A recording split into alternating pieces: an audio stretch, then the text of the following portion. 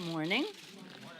Here we are, continuing a late night into the next morning. I always say to the members, let's see who can hoot with the owls and soar with the eagles early the next morning, and they are there on the floor with our appropriations bills. I just want to start off the morning to say that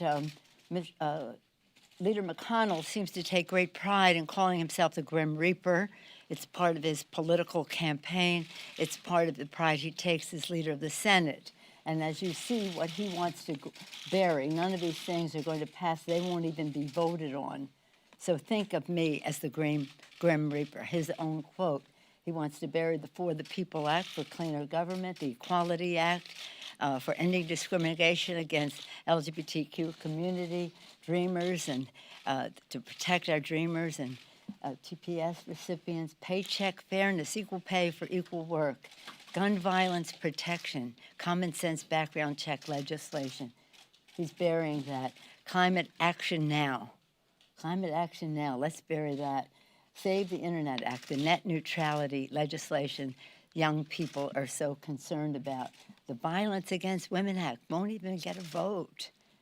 Lowering health care and prescription drug pricing won't even get a vote. That's what he said about our agenda, which encompasses most of our early legislation on what we promised for the people, to lower the cost of health care by lowering the cost of prescription drugs, by building the infrastructure of America in a green way, and in doing so, increasing paychecks, lower health care, bigger paychecks, cleaner government. Not even going to get a vote. Again, public sentiment is everything. President Lincoln, the Senate will certainly be hearing from the public on issues, values really, that have bipartisan support across America. This is our attempt to find our common ground. So many of these issues, whether it's gun safety or violence against women in the rest, rank very high across the board, across party lines. Right now, I'm very proud that on the floor of the House, as a former appropriator, the Appropriations Committee is putting forth legislation that reflects our values to meet the needs of the American people. Already, we've addressed issues like raising the funding for the National Institutes of Health, investing further in early childhood education. We are talking about, and that's in Rosa DeLauro's bill, Health and Human Services and Education and Labor legislation. We heard from Mr. Visklosky on the defense bill. So we're talking about a strong America, strong in our national security, our national defense, and strong in the health and education and well-being of the American people. I would love just to read to you all the provisions of the legislation, but they're there for you to see, and we'll be talking about them, enlarging those issues as to what they mean to the American people. So that is part of our legislate, investigate, litigate agenda. We're doing this, and at the same time, we are honoring our oath of office to protect and defend the Constitution of the United States. Yesterday, the President gave us once again evidence that he does not know right from wrong. It's a very sad thing that he does not know right from wrong. I believe that he has been involved in a criminal cover-up. I've said that before, and our investigation is demonstrating that. The Mueller report showed obstruction of justice in at least 10, perhaps 11 places. But for the president to be so cavalier, to disregard, to be indifferent to law and any sense of ethics about who we are as a country, to say he would invite foreign intervention further, intelligence community with great confidence has put forth that the Russians interfered in our election. That's an assault on our democracy. An assault on our democracy. This president says it's a hoax. He takes an oath to protect and defend the Constitution, but I guess it doesn't include him in terms of being to be held accountable to obey the law. So we have a package that we're putting forth in light of the Mueller report. a package of legislation, duty report.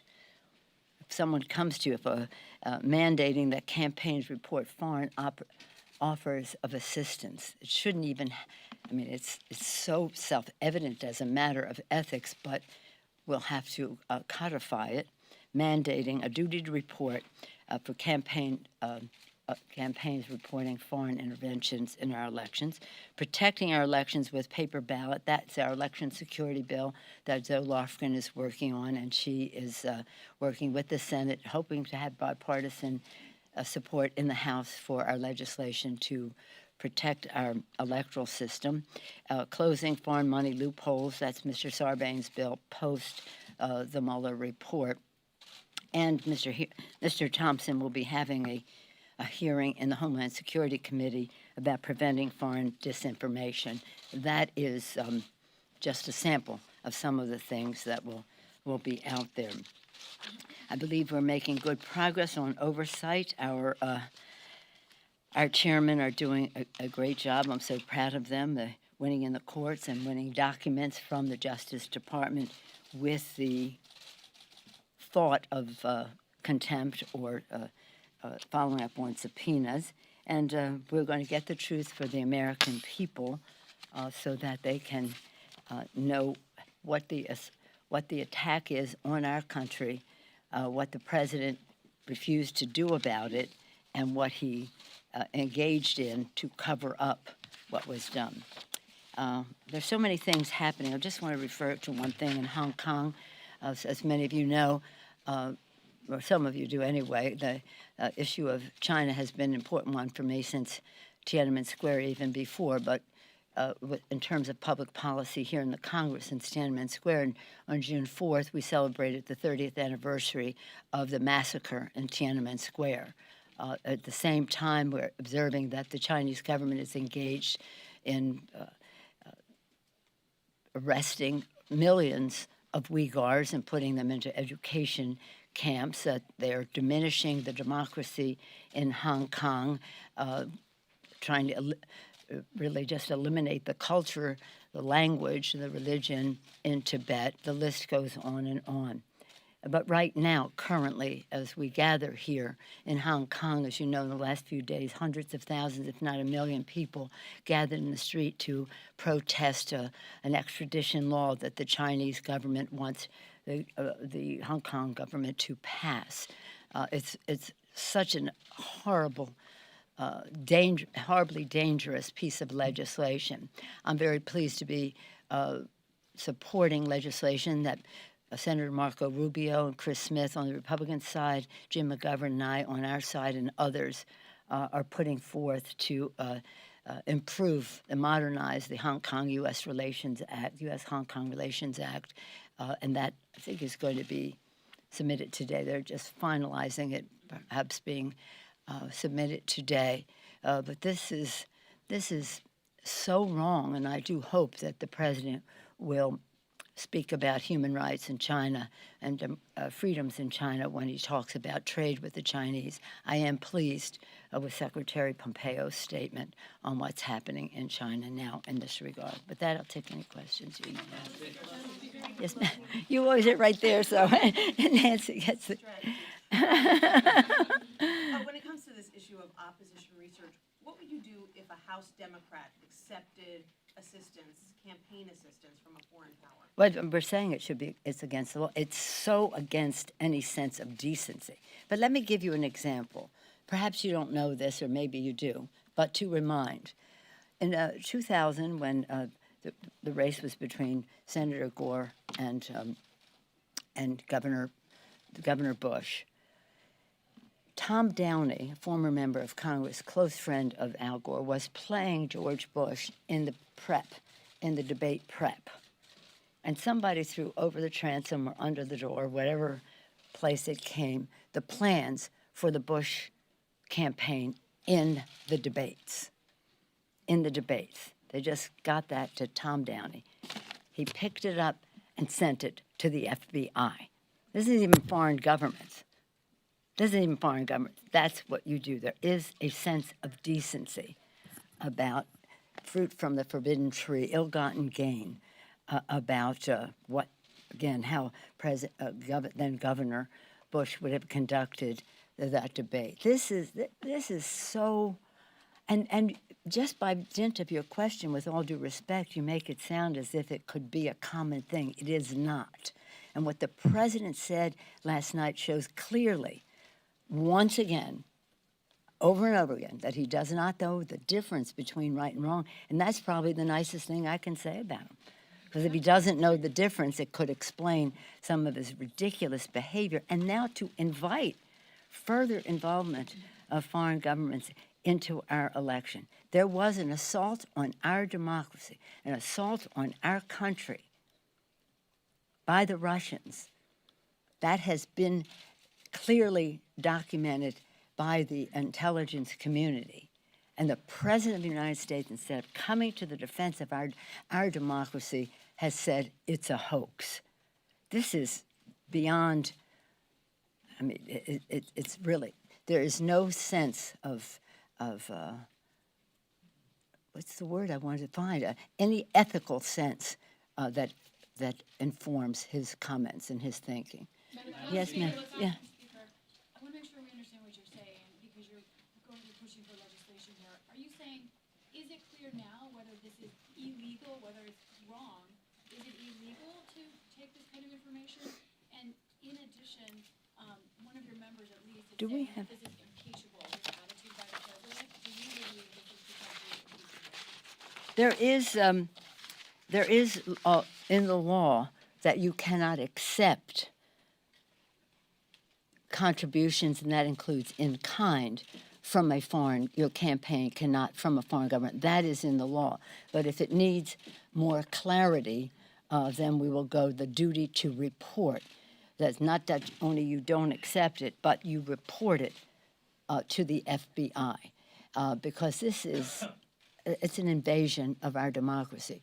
So I don't have the language right here, but there is language in the law that prohibits any contribution. And again, contribution is in-kind information or whatever that is. But we want to make sure that it has more clarity and carries a responsibility to report. Mm-hmm. Patty. Madam Speaker, if you discovered, we're already in campaign season. If you discovered that this president in the course of the 2020 campaign accepted help from a foreign government, as he suggested that he might, would you consider that grounds to launch impeachment proceedings? It has nothing to do with any campaign. I want you to all to understand that. As we go down this path to seek the truth for the American people and to hold the president accountable, it has nothing to do with politics or any campaigns. It has everything to do, if I may, answer your question, it has everything to do with patriotism, not partisanship. So as we collect the facts, and it takes time because you have to do your research, make your request. If you go to court, you have to do the accommodation. You know what that is? It takes time to prove that you have tried to resolve the issue, and that takes time, and that's the path that we will be on. And it encompasses any and all of the comments that the president has made. It's all women in the front here. I'm so excited about that.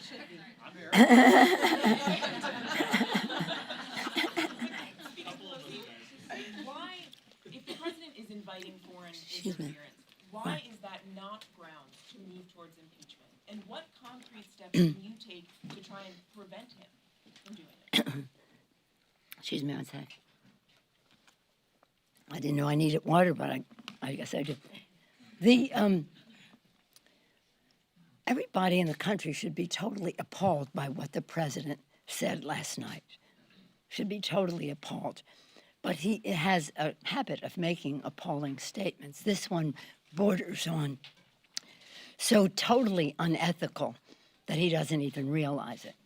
However, what we want to do is have a methodical approach to the path that we are on, and this will be included in that. But not any one issue is going to trigger, oh, now we'll go do this, because it's about investigating, it's about litigating It's about getting the truth to hold everyone accountable, and no one is above the law. But I want to get back to our legislation, because that is what the American people elected us to do. They elected us to, for the people agenda, to increase paychecks, lower health care costs, have cleaner government. Many of these pieces of legislation are in that. What is it about Mitch McConnell and the Republicans in Congress that they do not want to respond to what is so popular across the board in our country? What is it, to take it back to your question, what is it about the Republicans in Congress? How much more can they bear of the president's unethical behavior that they think that they are honoring their oath of office? And I believe these are all connected. I think it's all about money. Connect the dots in all of this. It's all about money. And look at what the president is doing in terms of Saudi Arabia and the sale of perhaps nuclear technology as well as planes to Saudi Arabia. Follow the money. Who benefits from that? To declare a national emergency that he can bypass Congress in terms of those sales, bypass the law in terms of transferring of any nuclear technology to a country. Follow the money. Yes, Chan. Thank you. Good morning. On this issue of a COLA increase, is there a number one problem with the idea that people come here and because the pay isn't satisfactory, they then go off Capitol Hill and go to K Street, and that entails corruption? And why is it so hard, naturally, to then take a vote on this because it's so toxic for a regular pay raise or a COLA increase? And is that appropriate at this time when people, themselves back home in the Midwest or out West need more money? Well, it's hard at any time. It's not a pay raise, it's a COLA increase. And whether that comes to be, I don't know. It would have to be a bipartisan initiative if it were to be the case. And as you know, Mr. Hoyer feels very strongly in support of strengthening this institution, that there should be a recognition of with a COLA of the work that is done.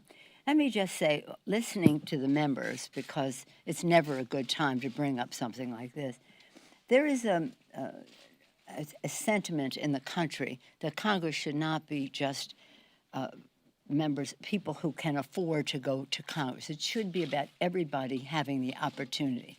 Many more women, many more people of color, and the rest. And that is where some of the unease comes from, that people say, it shouldn't be just for wealthy people. Well, it isn't just for wealthy people, but there is that impression. And there is an impression among members that it's hard to have two homes, raise a family, and all the rest. So that's part of what the discussion is.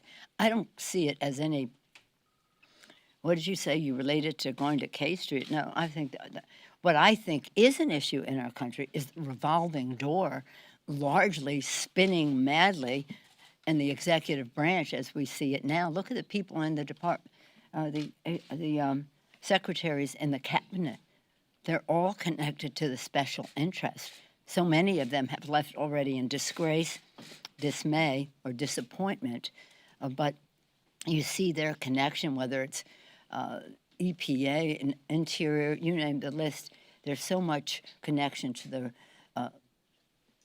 when I say private sector, I don't want to paint everyone with the same brush, but to special interest. I'll paint that in there. So this whole issue of this revolving doors is a separate issue and something that has to be looked into. But as we have inclusion, and that is an important value. The House was into 401 this morning. Yeah. And most people back home say, oh, Congress doesn't get any work done, nothing happens. I know you're talking about the graveyard here, but that said, the public doesn't think that Congress gets things done.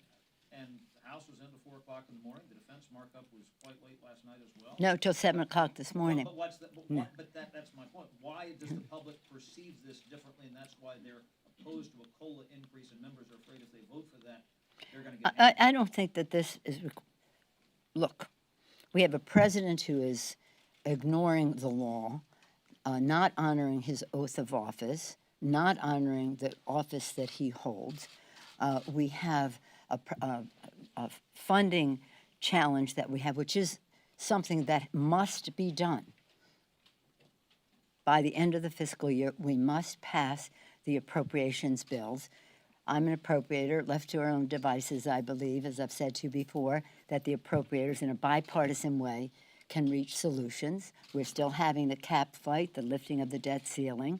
We have the president transferring nuclear technology as well as other weaponry to a country that is getting away with murder, and he chooses to ignore it, is engaged in a deadly war in Yemen, which the Congress opposes.